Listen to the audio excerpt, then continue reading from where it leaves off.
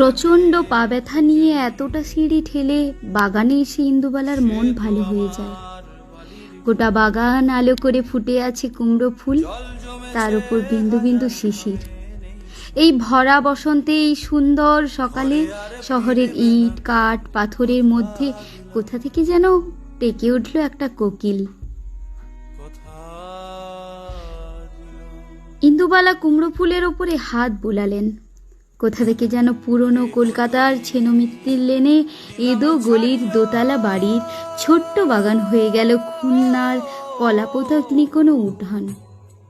মাটির উনুনে শুকনো খেজুর পাতায় জিরানো আঁচ আর চাটুর ওপরে ছ্যাঁকছক করতে ভাজতে থাকা কুমড়ো ফুলের মিঠে বড়া। নামানোর সময় ঠাকুমা তার উপর যত্ন করে ছড়িয়ে দিতেন অল্প কিছু পোস্তর দানা। পাশে বাটি হাতে বসে থাকা ছোট ইন্দুবালা আর তার ভাই ঝপ করে একটা সকাল নিমিষে পাল্টে দিল ইন্দুবালা ভাতের হোটেলের আজকের মেনু।